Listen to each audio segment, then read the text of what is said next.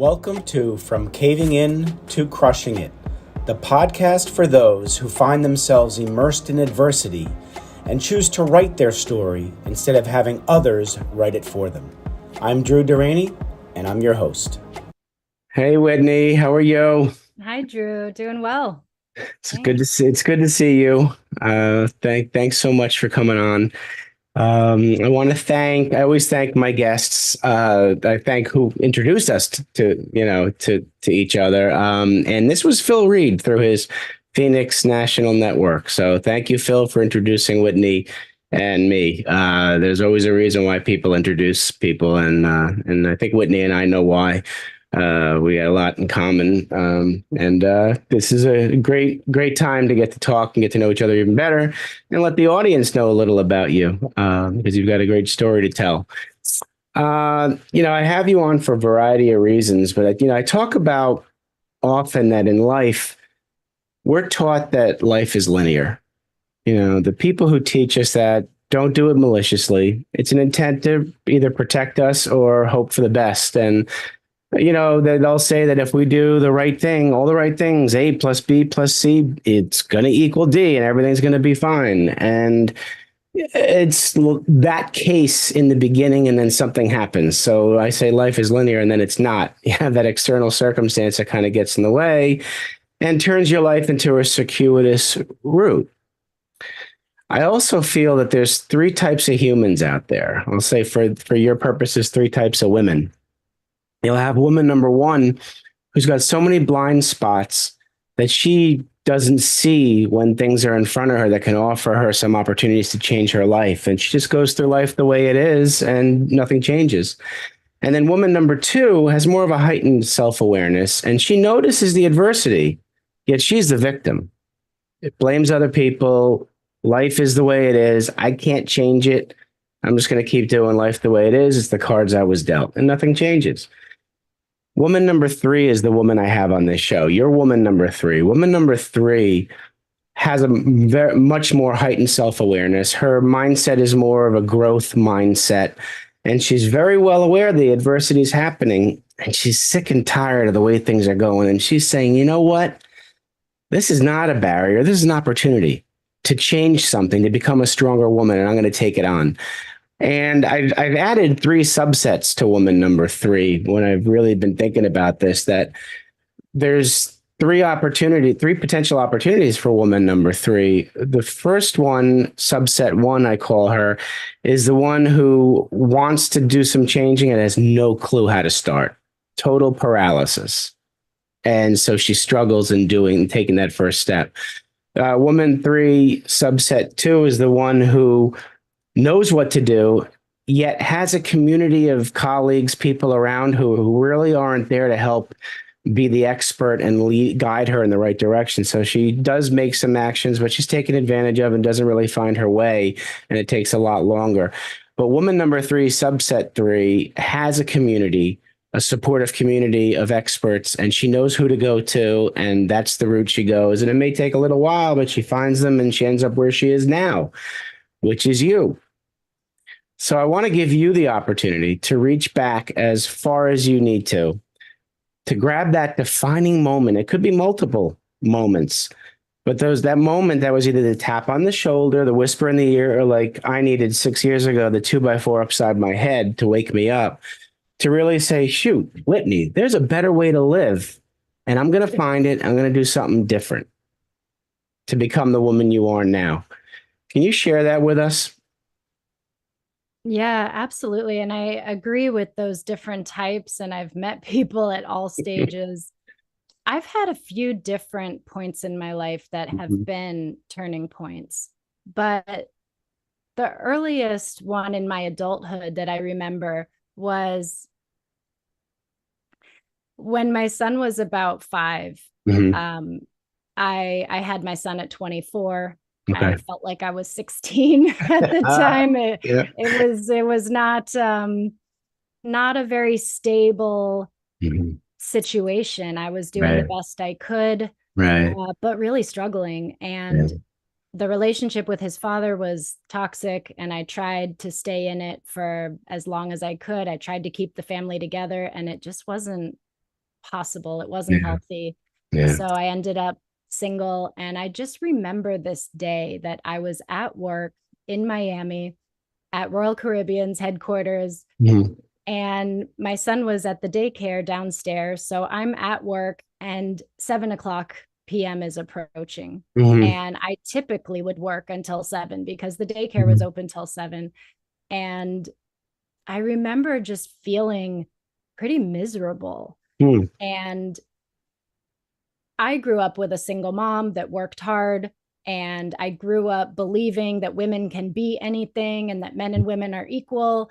And I had my vision of working in a corporate office and dressing nice to go to work and having a salary. And it just wasn't what I expected. It just, that's a pretty small dream, I think, for most people. But it was like my dream, and I was there and I was like, I'm not happy. And all of a sudden I had this flash of remembering people saying like, oh, you're a woman, you belong barefoot and pregnant in the kitchen, just like as a joke growing up. Sure. Because growing up in the 90s, that was not, we weren't dealing with the same things that people were dealing with in the 50s and before that. But all of a sudden I realized maybe I would rather be barefoot and pregnant in the kitchen in a happy, healthy home with a loving husband than chasing my dream and working the grind and barely even seeing my own child.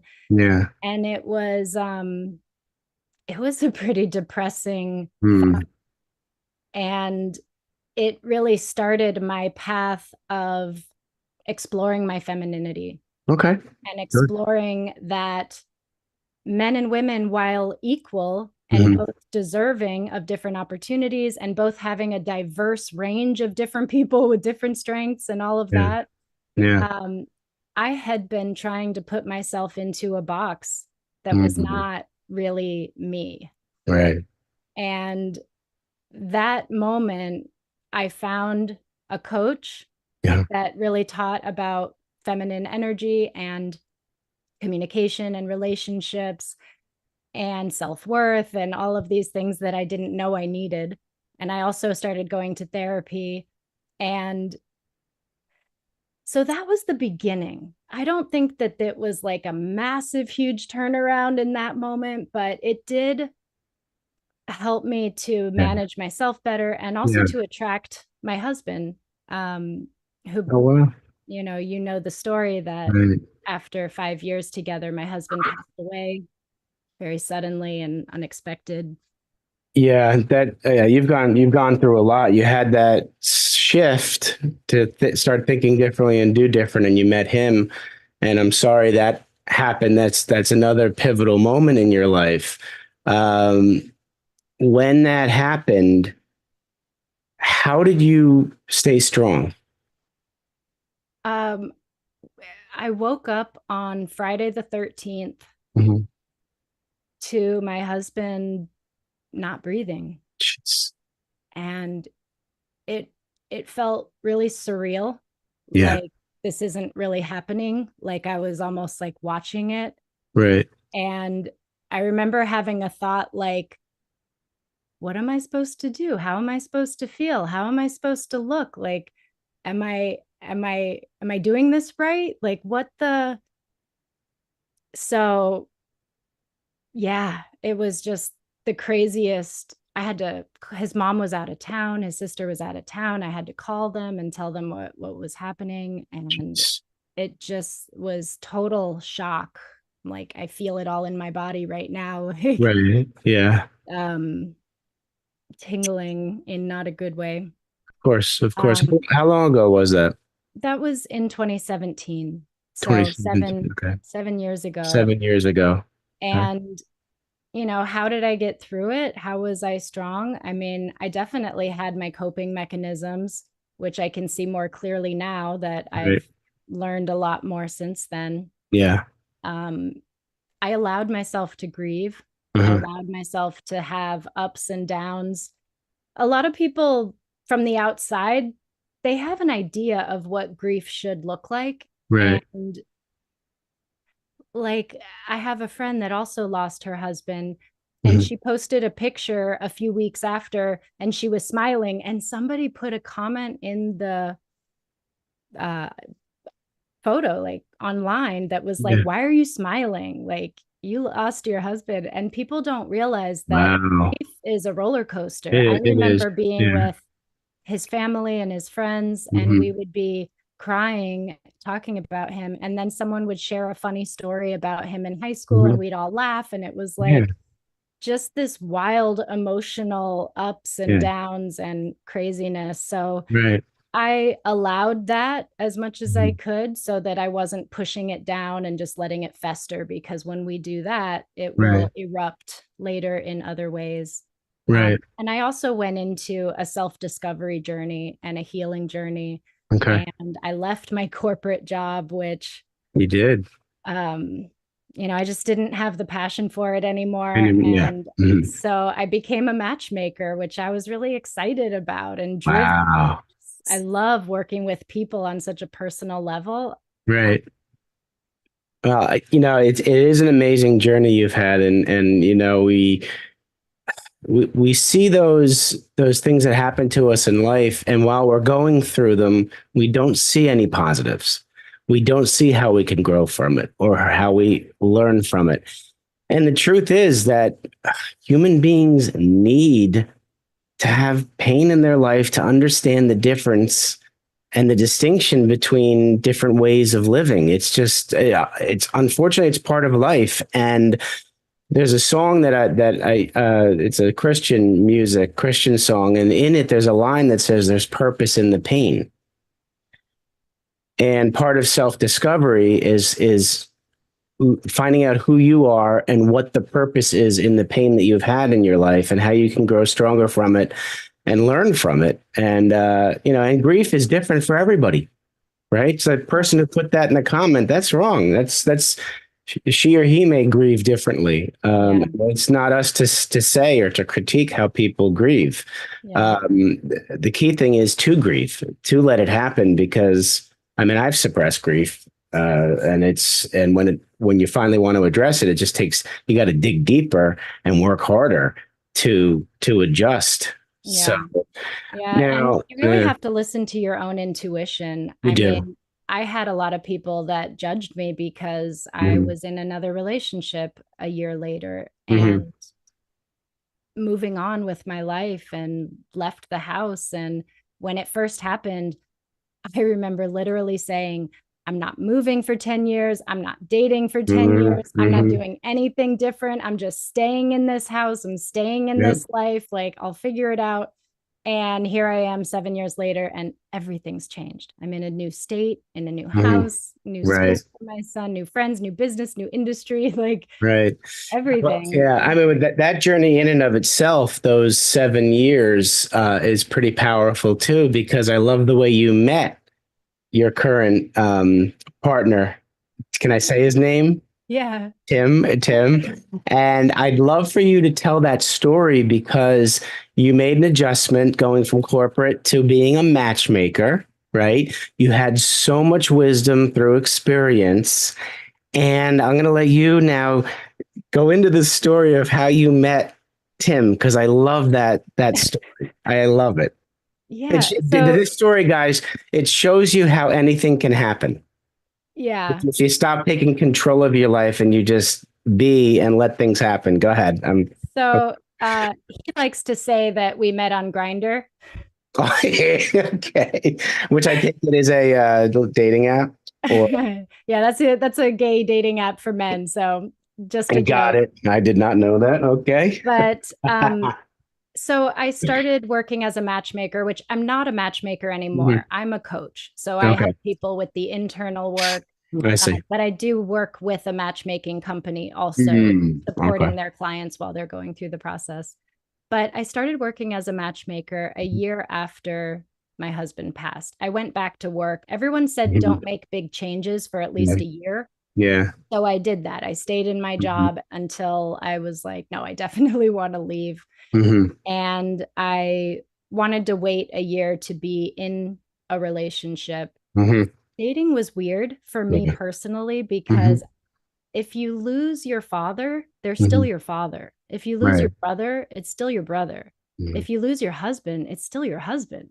It was very weird. It was like, I have a husband. Like, I still love him. We didn't get a divorce. We didn't, that bond was not broken. And so when I started dating, I was like, well, I already love someone. So, and I thought, I'm not going to find someone that's going to be so amazing to meet all my needs. I thought I would need 4 boyfriends.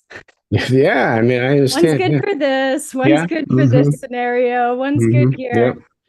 And so when I started working as a matchmaker, I had the lay of the land, right? I was talking to single guys all the time, but I was not doing it for me. I told them all I'm widowed and I'm not dating, and they would back off real quick and not try anything saying that. And then all of a sudden, after I had like pushed away everyone and just kind of sat back and surveyed the landscape. Yeah. I was going through the database of matches for my female clients. Okay. And I remember I was starting on the column that was what they're looking for in a woman. Okay. And when I read his, I was surprised to see that it sounded exactly like a friend describing me. Ooh, okay. Loves to dance and learn and all these different things. And so then I looked at his profile. Both of us had one child that was 11 years old.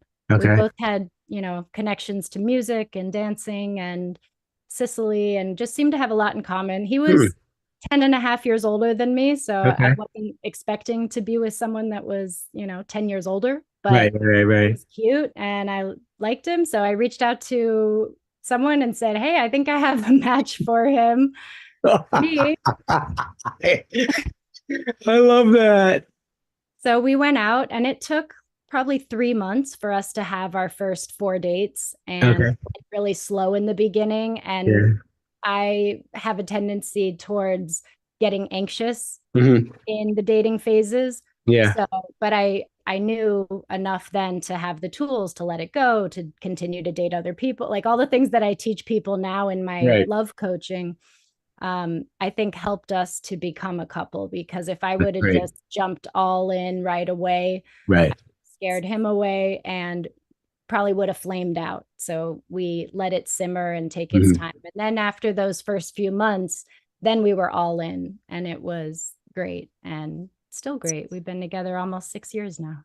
Wow, congratulations. I love how you acknowledge that you needed to learn what tools worked for you, right? And you practice them. And so, and I know in your coaching, you're not telling people what to do. You may tell them your story and what you did, but you're giving them stuff that works, so they could pick and choose and try what works for them. Is that a good way of explaining it?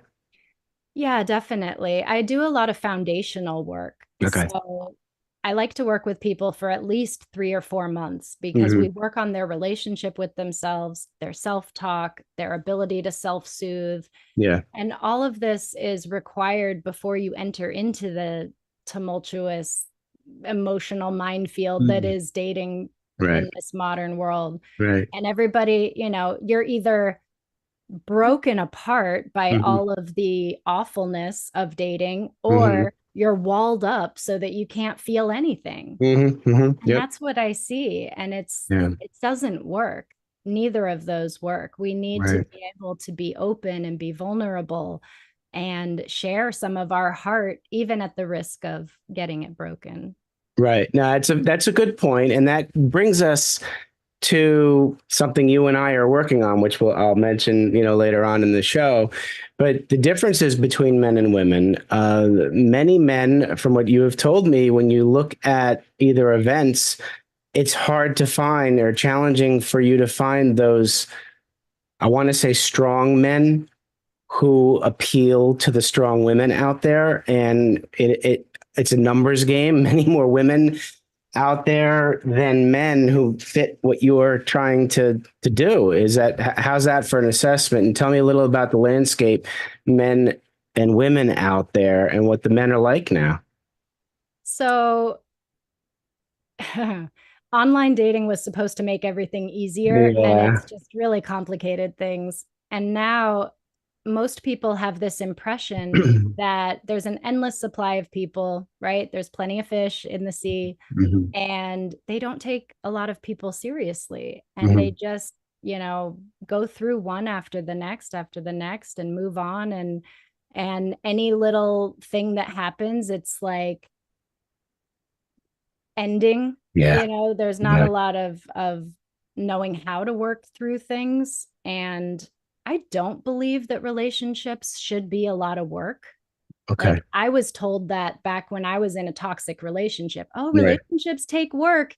And it was not fun. And it was a lot of work. And the relationship I'm in now doesn't feel like work. It feels like it, I've been learning a lot about the nervous system and how our nervous system regulation affects our love life and our life in general, and how we co-regulate with people. And my partner and I, we just co-regulate each other in such a beautiful way, just supportive, but also not sugarcoating or brushing things under the rug. We need to be direct. We need to absolutely.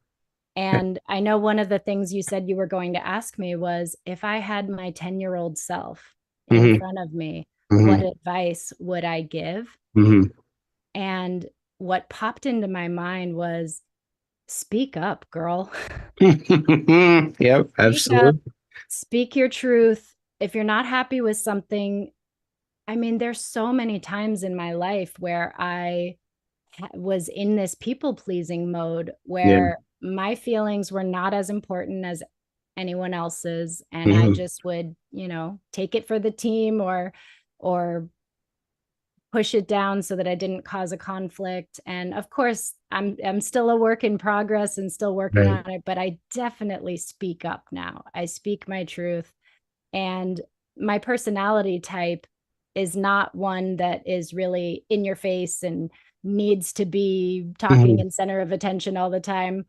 But I also can't shrink down into the shadows either. So just having that, not only the confidence, but the ability. Like, I didn't know how to speak up. It wasn't modeled for me in my home, as I think most people don't have great models of healthy relationships and communication in their childhood home. And so we just continue to repeat the process. Absolutely. Unless we take the effort to learn. Absolutely. Absolutely. So if you were going to give advice to men who are in this dating pool, what would be top 2 pieces of advice? Be funny. Okay.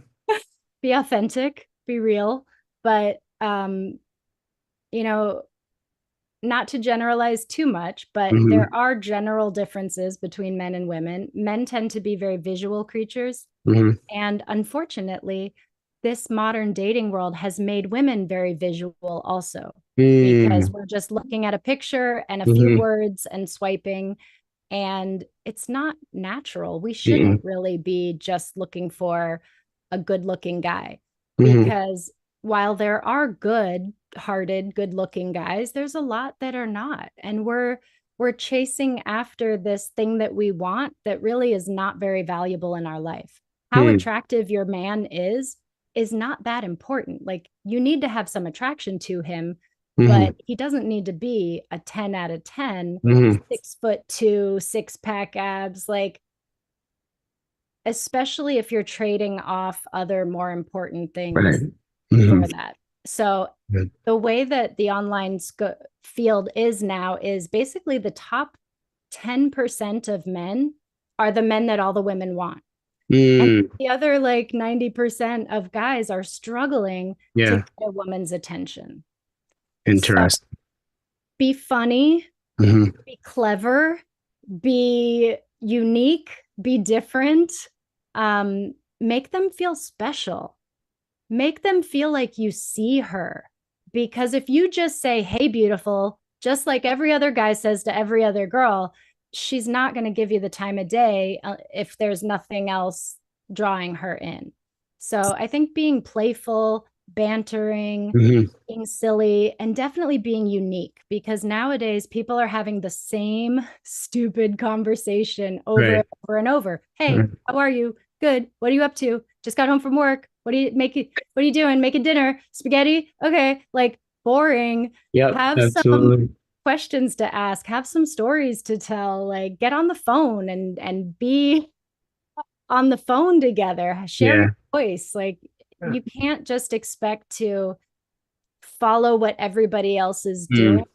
Absolutely. And when that will just make you not stand out. Love it. Now, would you give the same advice to women?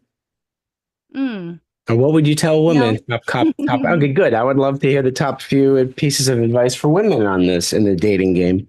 Yeah. I mean, for women, being funny is less about entertaining the person and more about going along and having a sense of humor and being lighthearted.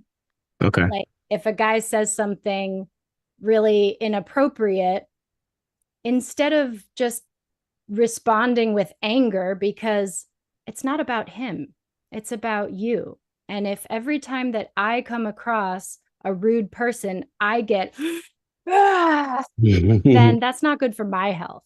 Yeah. So I'm not going to be nice to him for him. I'm just going to try to keep myself regulated and chill.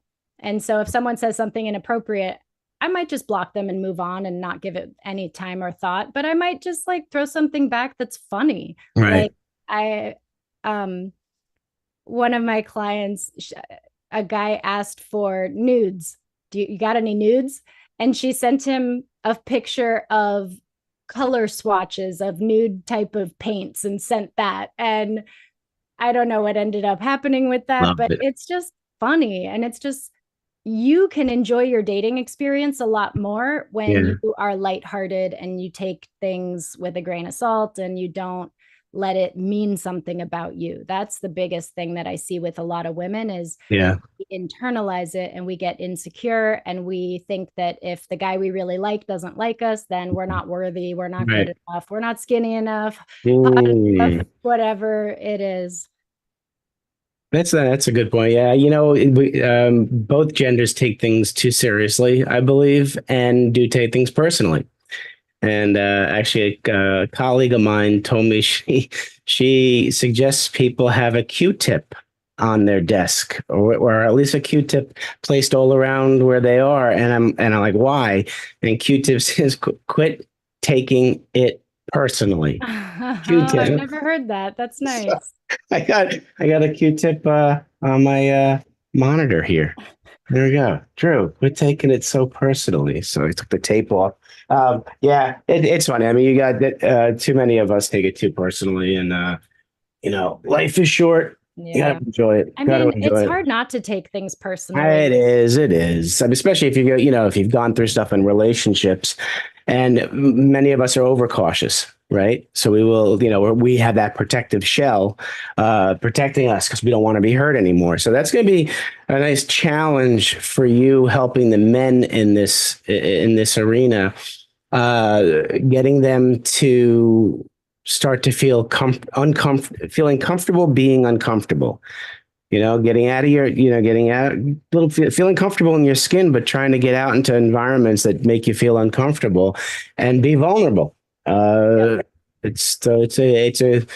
vulnerable is a good way to learn. I just think I encourage men to be vulnerable in front of the right people, because if you are attracting people who are going to bring you down and that, and then you're vulnerable with them and you get that negative response that knocks you down, that's your fault.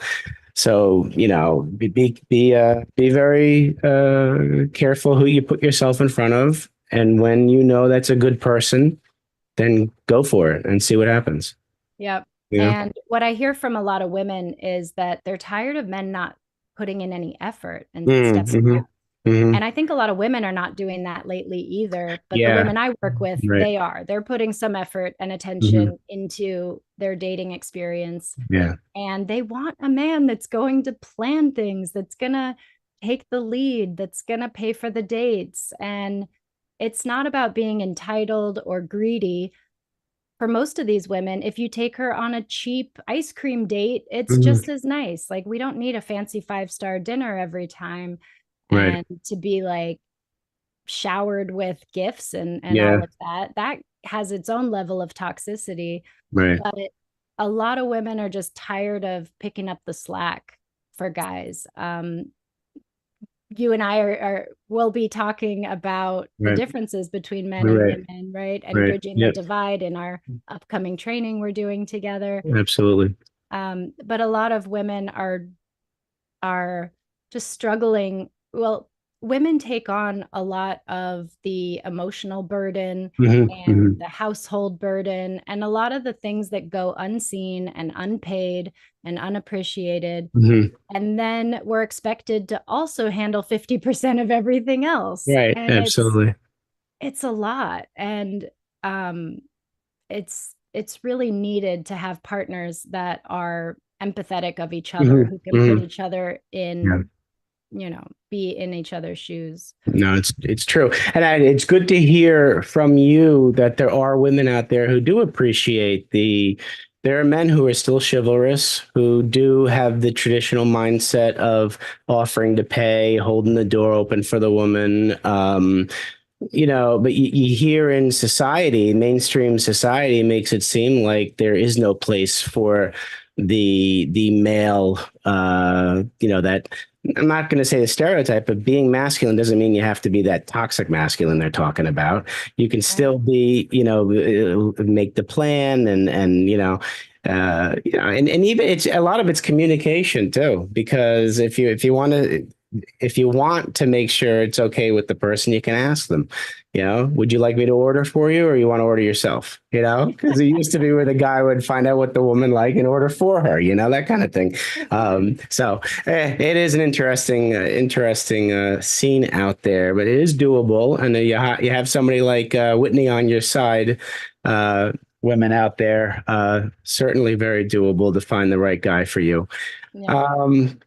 So let's, okay, so I think, let me promote you now. I'm going to say the audience certainly captured the essence of Whitney Kobrin. And everybody out there, men and women alike, go to Whitney's website, whitneykobrin.com. That's WHITNEYKOBRIN.com. All her programs are on the site. You can schedule a free discovery call or a consult. And she's got a lot of content. You can get that download for free. Plus, she's got this awesome free app, which I've downloaded. It's Love Coach in My Pocket. It's really cool. And when you do download it and buy it, there's actually a section in there where Whitney and I have a little talk there, right? Aren't we? We're in that together. Yep, you're in one of my lessons. Yep. Yeah, in a lesson. That was fun. And another fun thing is Whitney and I are collaborating on a workshop, and it's coming up on August 10th and August 24th. So it's 11 a.m. Eastern to 1 p.m. Eastern on each of those Saturdays, and it's a can't miss. Or definitely go to. It's called Bridging the Divide. And what's the second part of our thing? Fostering conscious romantic relationships. Doesn't that sound cool? I bet you everybody out there would love to foster conscious romantic relationships. All right. So we'll put that information in the show notes, and I'm going to make sure that this episode gets out soon. So it's before that, so everybody learns about it. Whitney, before we go, I have two questions for you. Now, yes, you alluded to the question I was going to ask you, and you're going to humor me, and you're going to answer the question now when I ask it again. You're sitting down with 7 to 10-year-old Whitney, and you want to give her advice about life. What was that you're going to tell her again? Speak up, girl. Speak up, speak your truth. Yep. Yeah, that's just the biggest thing. Yep. It doesn't matter what the response is going to be. Use your voice. All right. So let's see if you give the same advice to young Whitney. You're sitting down, young businesswoman, young entrepreneur Whitney, and you want her to give her advice about business. What are you going to tell her? Because I had this dream of working in a corporate office and then was quite disappointed in it, I would just let her know that life is so much bigger than just working for a company. Mhm. And there's so many other things that you can do to create value and to earn a living, and that a ton of money isn't everything. Mhm. Yes, we need it for sure, but not at the cost of your well-being, and having a job that feels aligned with your purpose and your Mhm. soul is so great. Or at least having a side project. Maybe Mhm. Yeah. there's a lot of Yeah. like the starving artists who Mhm. don't, maybe it's too hard to make a living at that. So you do something, but you also have this passion project. And I Right. don't think that most corporate jobs are offering that fulfillment deeply. It's kind of soul sucking and kind Mm. of, Mhm. Yeah. controls your life. And most people, when they're not awakened, we just go through the day to day and we just don't know any better. So looking at my young business person self, I would um, probably have started this journey even earlier. Mm. Love it. Great advice. Well, Whitney, I want to thank you, A, for coming on, but B, for coming into my life. It's great to have you in my life. Certainly, there's a reason why we met, and let's continue the conversation. Keep doing what you're doing. You're a wonderful human being, and you're offering so much value to the people out there. We need people like you, Whitney, so keep it up. Thank you. Thank you. I You're very agree. Same with you. all right. Everybody out there, you take care of yourselves. Thanks so much for listening. If you enjoyed the episode, please subscribe and give us a review to help others find it. I'd like you to answer this question. Are you living the life you want to live, or are you living the life others want you to live? I'd like you to think about that for a second, because I strongly suggest you live the life you want to live.